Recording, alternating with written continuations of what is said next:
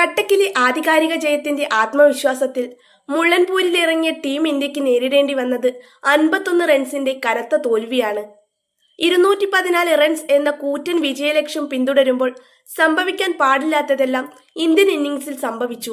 ബാറ്റിംഗിലും ബൌളിംഗിലും team നിറമങ്ങിയെങ്കിലും മത്സരശേഷം cricket ലോകം ഏറ്റവും കൂടുതൽ ചർച്ച ചെയ്യുന്നത് കളിക്കളത്തിലെ പ്രകടനത്തെക്കാൾ ഉപരി ഡ്രസ്സിംഗ് റൂമിലെ ചില തീരുമാനങ്ങളെക്കുറിച്ചാണ്. പ്രത്യേകിച്ചും മുഖ്യ പരിശീലകൻ ഗൗതം ഗംഭീർ വരുത്തിയൊരു ടാക്ടിക്കൽ മാറ്റം. ഇന്ത്യയുടെ ബാറ്റിംഗ് ഓർഡറിൽ അക്സർ പട്ടേലിനെ 3-ാം നമ്പറിലേക്ക് പ്രൊമോട്ട് ചെയ്ത തീരുമാനം വലിയൊരു ഭീമാബന്ധമായിരുന്നുവെന്ന് തുറന്നു പറയുകയാണ് മുൻ ഇന്ത്യൻ താരം റോബിൻ ഉത്തപ്പയും ദക്ഷിണാഫ്രിക്കൻ പേസ് ഇതിഹാസം ഡെയ്ൻ സ്റ്റെയിനും. ഒരു വമ്പൻ ടോട്ടൽ പിന്തുടരുമ്പോൾ പരീക്ഷണങ്ങൾക്ക് മുതിർന്നത് ഇന്ത്യയുടെ പരാജയത്തിന് ആക്കം കൂട്ടിയെന്നാണ് ഇവരുടെ പക്ഷം. മുള്ളൻപൂരിൽ 214 റൺസ് ചേസ് ചെയ്യാൻ ഇറങ്ങിയ ഇന്ത്യക്ക് തുടക്കത്തിലെ പിഴച്ചു. ആദ്യ ഓവറിൽ തന്നെ ഓപ്പണർ ശുഭ്മാൻ ഗിൽ ഗോൾഡൻ ഡെക്കായി മടങ്ങി.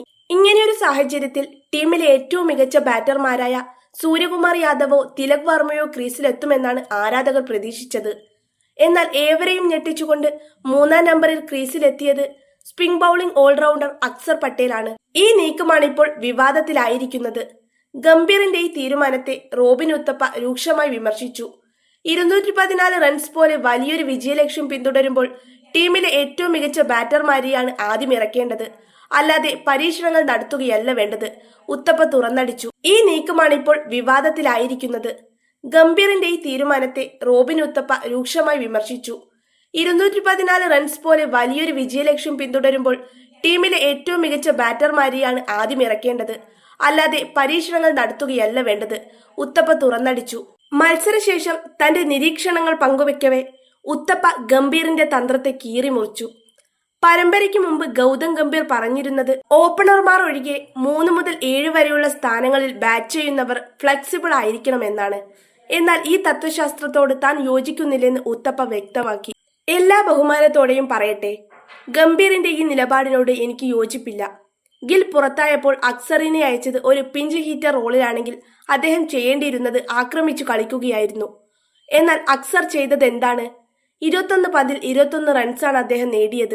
200-ന് മുകളിൽ സ്ട്രൈക്ക് റേറ്റ് വേണ്ട സമയത്ത് 100 സ്ട്രൈക്ക് റേറ്റിൽ ബാറ്റ് വീശിയത് ടീമിന് ഗുണം ചെയ്തില്ല, ഉത്തപ്പ ചൂണ്ടിക്കാട്ടി. ഒരു വലിയ ടോട്ടൽ പിന്തുടരുമ്പോൾ വിക്കറ്റ് സംരക്ഷിക്കുന്നതിനേക്കാൾ ഉപരി റൺ റേറ്റ് നിലനിർത്തുന്നതാണ് നോക്കേണ്ടത്.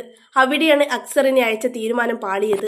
റോബിൻ ഉത്തപ്പയുടെ വിമർശനങ്ങളെ ശരിവെക്കുന്നതായിരുന്നു ദക്ഷിണാഫ്രിക്കൻ ഇതിഹാസം ഡെയ്ൻ സ്റ്റെയറിന്റെ വാക്കുകളും.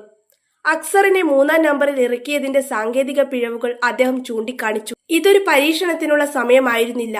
ടീമിലെ ഏറ്റവും മികച്ച ബാറ്ററിയായിരുന്നു 3-ാം നമ്പറിൽ അയക്കേണ്ടിയിരുന്നത്.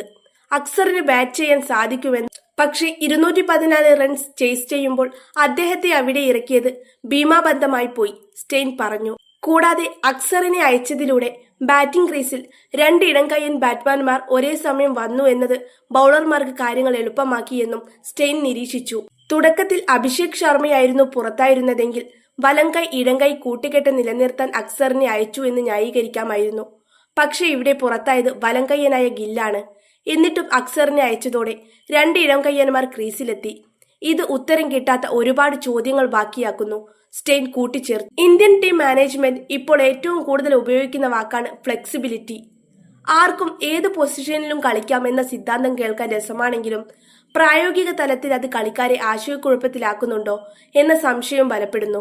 ഉത്തപ്പ ചോദിക്കുന്നത് വളരെ പ്രസക്തമായ ഒരു കാര്യമാണ്. കളിക്കാർക്ക് അവരുടെ റോളുകളെക്കുറിച്ച് വ്യക്തതയില്ലെങ്കിൽ പിന്നെ എങ്ങനെയാണ് അവർക്ക് മികച്ച പ്രകടനം നടത്താനാവുക? T20 ക്രിക്കറ്റിൽ ആദ്യ 6 ഓവറുകൾ നിർണായകമാണ്. അവിടെ ഒരു അടിത്തറ ഉണ്ടാക്കിയ ശേഷം മാത്രമേ ഫ്ലെക്സിബിലിറ്റി പരീക്ഷിക്കാൻ പാടുള്ളൂ. തുടക്കത്തിൽ തന്നെ ബാറ്റിംഗ് ഓർഡർ മാറ്റിമറിക്കുന്നത് പിന്നാലെ വരുന്ന സൂര്യകുമാർ യാദവിനെയും തിലക് വർമ്മയെയും ശിവൻ ദുബെയെയും പോലുള്ള താരങ്ങളുടെ സ്വാഭാവിക താളത്തെയും ബാധിക്കും. മുള്ളൻപൂരിൽ സംഭവിച്ചതും അത് തന്നെയാണ്. അക്സർ പന്തുകൾ പാഴാക്കിയപ്പോൾ പിന്നാലെ വന്നവർക്ക് വലിയ സമ്മർദ്ദമാണ് നേരിടേണ്ടി വന്നത്. T20 ലോകകപ്പ് പടിവാതിലെത്തി നിൽക്കെ ഇന്ത്യയുടെ ടോപ്പ് 3 ആരൊക്കെയാണെന്ന കാര്യത്തിൽ ഇനിയും തീരുമാനമായിട്ടില്ല എന്നത് ആശങ്കാജനകമാണ്. ഗൗതം ഗംഭീറും സൂര്യകുമാർ യാദവും ചേർന്ന് ഇതിനൊരു അന്തിമ തീരുമാനമെടുത്തേ മതിയാകൂ.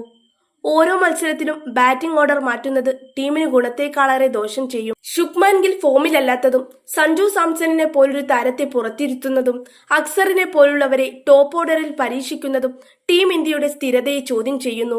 എന്നാൽ ആ പിഴവുകളിൽ നിന്ന് പാഠം ഉൾക്കൊണ്ട് ധരംശാലയിലെ നിർണായക മത്സരത്തിൽ മികച്ച തന്ത്രങ്ങളുമായി ഇന്ത്യ ഇറങ്ങുമോ എന്നാണ് ഇനി കണ്ടറിയേണ്ടത്. പരീക്ഷണങ്ങൾ അവസാനിപ്പിച്ച് ഏറ്റവും മികച്ചവരെ അവരുടെ ശരിയായ പൊസിഷനിൽ കളിപ്പിക്കാൻ ടീം മാനേജ്മെന്റ് തയ്യാറാകണം.